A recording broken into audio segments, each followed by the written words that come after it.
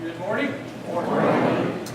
It is good to be here with you today, and I'm glad that we can share together. I just want to share. Some of you have been asking how I've been doing, and some of you have heard, some of you didn't. I spent Friday night, Saturday in the hospital. I was looking for a good place to watch basketball all night and not be disturbed. But Friday morning I had what they call a slight TIA, and called my cardiologist, and he said, get in there and get checked out. So they checked me in and ran me through a series of battery of tests and things. And the good news is I passed with flying colors. I wish college would have been that easy. Just lay there. But it's something that, since I have an artificial heart valve, and on blood thinner and things, they wanted to get checked out. And I'm doing great, feeling good, and we're ready to go this morning. So, as I told Judy, she's going to have to put up with me for a lot longer. So, that's a good thing. But thank you for your prayers for that. And we're looking forward to, actually, as the season kind of comes to the end, it's going to slow down a little bit. March has been a very, very busy month. And looking forward to going fishing today. So, anyway. Have you ever been in a situation where you felt a little bit uncomfortable? Maybe somebody's asked you to do something and you're intimidated, really didn't want to do it because you weren't sure how it's going to turn out, a little bit scared how people are going to react, things like that. Maybe you've been in situations like that. I was a part of a couple of mission trips when I was in youth ministry with Christ in Youth Organization, led a couple trips to New York City. Took a group of kids up there, and it was a great experience. And each one of those trips, one day we took and we would go into the Bowery Mission in downtown New York City. Now, the Bowery Mission, if you're not familiar with it, is a mission there that ministers to those, many of them are homeless, living on the streets, alcoholics, drug addicts, things like that. They offer counseling and meals and things like that. So we go in the first morning, get there, and the guy brings us in this room and says, all right, here's what we're going to do first. We're going to let you go out on the streets of New York City, and you find somebody and you just kind of talk to them about how their life is going and where the Lord is in their life and things like that. And I'm thinking, what? You got to be kidding, you know. And they just threw us right into it. Went out that day and met this guy and talked with him and had a good conversation. And then the next time I went out and they set up a soup kitchen. They took a van out there and they served soup. And I was actually with Donna Vanderkolk, as some of you know. She's a snowbird here now. Her Bruce just left yesterday to go back up north. But we're sitting there talking to this guy and got into this conversation and asked him about his life. And I figured how it came up, but he said he was a cocaine addict, but he didn't have a problem with it. He could stop it anytime he wanted. And it was kind of, oh, okay. And it was really kind of a sad story to hear his story. And the conversation went on, and I went to him and I asked him, I said, does any crime ever happen around here? Well, what kind of place where we're at? Next to Sarah Roosevelt Park. And he says, oh yeah, just last week a guy got shot back there. And I said, well, what time? Was it kind of in the evening or something? No, about this time of day. Okay, well, we'll see. But it was kind of an intimidating situation to be in. Didn't know quite how it was going to turn out. At the end of each day, they bring all the people that want to have a meal into their chapel there. The chapel, the place is actually originally a morgue in New York City, the first morgue in New York City, and this big chapel. And they would go in and they would have this worship service. And it was a powerful worship service to hear all those guys sing. And they had a group come in and testimony. It was, the day ended like, wow. It started like, huh? You want me to do what? Well, sometimes that's the way it is when we get challenged to maybe step out of our comfort zone, to do something that we're not really familiar with. This whole month we've been talking about don't go to church, but be the church. Don't just go to church, be the church. I challenge you to maybe look for opportunities to do things that maybe you wouldn't have done otherwise, to reach out, to be the hands, feet, and heart of Jesus. I'm going to share a little later on a video of some people that did some of those things. But I wanted to look at a passage and ask the question, where did this whole idea of doing things, doing service projects, mission trips become very popular in the churches over the last several years? Where did this all originate? Who came up with this idea in the first place to put people in an uncomfortable situation and make them go beyond themselves? Well, actually, it was Jesus. In Luke chapter 10, this passage you've probably heard, but I don't know how much we've really thought about it. I want us to look at Luke chapter 10 and see what we can learn from this as we wrap up this series today called Don't Go to Church, but Be the Church. Jesus in Luke chapter 10, verse 1, this is what's happening. The Lord now chose 72 other disciples and sent them ahead in pairs to all the towns and places He planned to visit. These were His instructions to them. The harvest is great, but the workers are few. So pray to the Lord of the harvest, who's in charge of the harvest. Ask Him to send more workers into His fields. Now go, and remember that I am sending you out as lambs among wolves. Don't take any money with you, nor a traveler's bag, nor a pair of sandals. And don't stop to greet anyone on the road. Kind of interesting instructions Jesus gives them. Go out, I want you to go. Don't worry about taking anything with you. Don't get an extra set of clothes. Don't take an extra pair of shoes. Just go and don't even talk to anybody on the road. And He was sending them out to the cities that He planned to visit. And He wanted them to go and basically prepare them, talk to them, get them to thinking about who God is in their life. I'm kind of guessing, He's sending them out to prepare the way, somewhat like John the Baptist. And so they went. And if you notice, it was His 72 disciples. Now you're thinking, I thought there were only 12 disciples. Well, in Luke chapter 9, we see that He sent out the 12. The 12 went out, and they were His inner circle. They're the ones that He trained in. And I think sometimes we get this image that Jesus only had 12 guys kind of following around like little ducklings in a line, everywhere He went. But the Scriptures seem to point out that there were groups of people, large groups, who followed Jesus from place to place. And here this day, He looks out over this group and says, I want you guys to go out and minister. And in fact, I'm going to stay behind. And I don't want you to take anything with you. You just trust that it's all going to be all right. I imagine that's a little intimidating. To be challenged to do that. The youth group from the church up north that I was a part of, one year they did something called a mission trip called Destination Unknown. And it was a unique mission trip. They didn't have anything planned. They didn't have any place to go. They didn't know what they were going to do. They gathered up a bunch of tools, put it in a trailer, put some tents in there, took their food, and here's what they did. To start off the mission trip, in one hat they put in directions. North, south, east, west, northwest, southwest, all the directions. In the other hat, they put in distances, like 75 miles, 100 miles, 150 miles.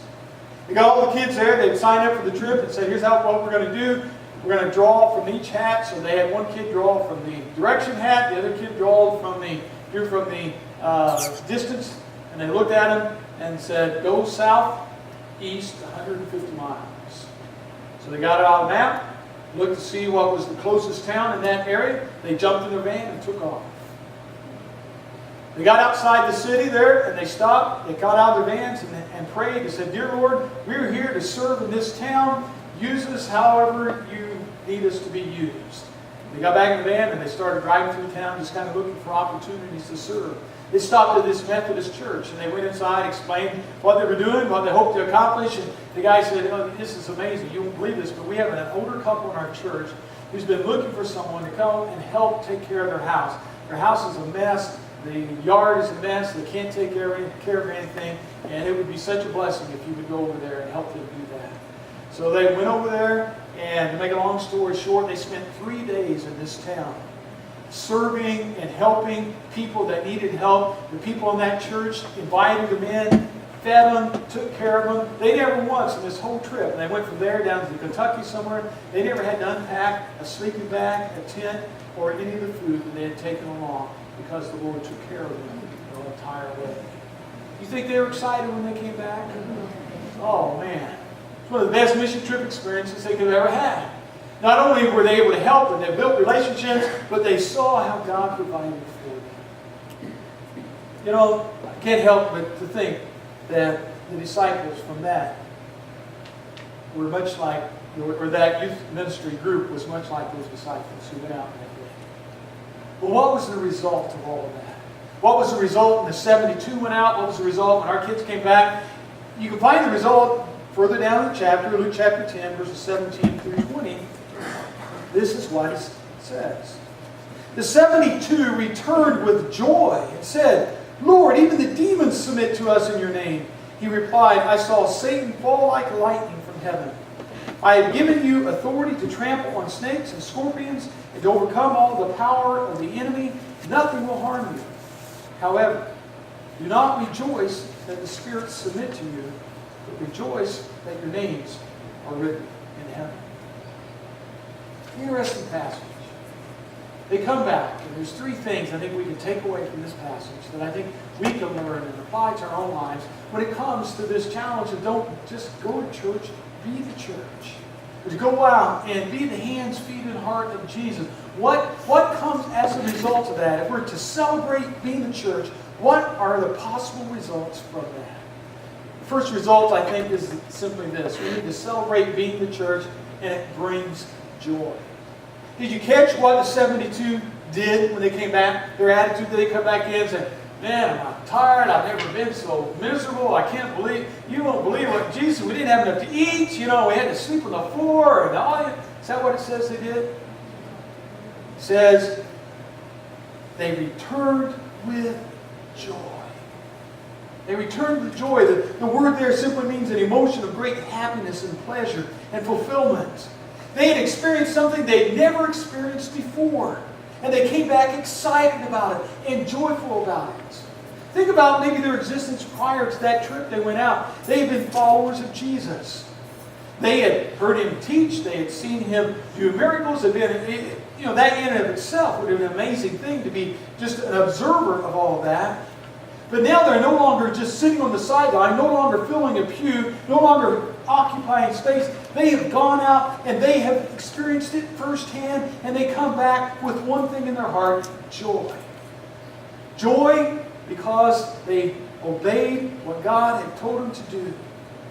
They said, even the demons submit to us in your name. God did some amazing things to them, and they came back joyful from that. It's an interesting dynamic that God has put within us, that when we do something for others and serve in a way that maybe we weren't even expecting it brings joy to our own lives. It overcomes our fears, it overcomes our inhibitions, it helps us overcome a lot of things, and the result is joy. Up to this point, Jesus had always been kind of the center of attention and all the things that had gone on. Now these people, they understood and they knew. Why did Jesus send them out? Well, He said there, He said, look, the field is ripe into harvest, and we need more workers in the kingdom. And He expanded that and sent these guys out. Does it still work today? Do people still receive joy from serving the Lord? Well, I'm going to show you a video of some of those that participated in some of those projects this month. Here they are. So not only does it bring joy to those who do it, but it brings joy also to those who receive it, even when it's unexpected. You see, God wants us not just to go to church, but to be the church. The second thing from this passage is Jesus gathers with His disciples that I think we can learn is when you celebrate being the church, it defeats the power of Satan. Did you catch what He said there in verse 18? It says, I saw Satan fall like lightning from heaven. Now, that's an interesting imagery there. When we would think of getting rid of evil, sometimes we would think it has to be, big things.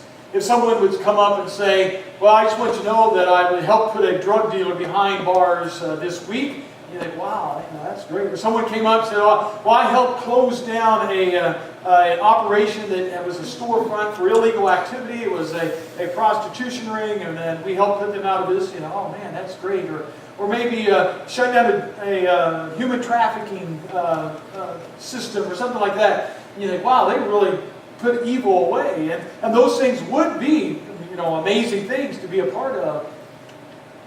But I think what is interesting here is that the disciples, they're coming back and they're excited. We don't know exactly what stories they're telling. I can kind of see it. They're all gathered around Jesus, and one of them say, yeah, Jesus, we went to this one place, we prayed for this lady, she got better. And then, oh yeah, but you should see what happened for us. We did this and this happened. Oh man, but wait till you hear my story. And Jesus said, oh, okay, this is great. He said, I just want you to know, whatever it was that you were doing, I saw Satan falling like lightning from heaven. What's he saying there? He's saying that when things are done in His name, it overcomes the power and the destructive forces of Satan in all world. And it doesn't have to be big and marvelous things. I think verse 19 is interesting. It says, I have given you authority to trample on snakes and scorpions, to overcome the power of the enemy. Nothing will harm you. Now, does that mean Jesus said, all right, when you guys go out, here's your mission. I want you to find as many snakes as you can and as many scorpions, and I want you to stomp on them the whole time you're there. No. Now, where do we find the imagery of the serpent in the Garden of Eden? Who does that represent? It represents Satan. I think Jesus is simply saying to these guys here, they may did some amazing miracles and things, but He said, when you go out and you do things in my name, and when you go out and minister, when you're my hands and my feet and my heart, then evil will be conquered. Because the power of God is stronger than the power of Satan.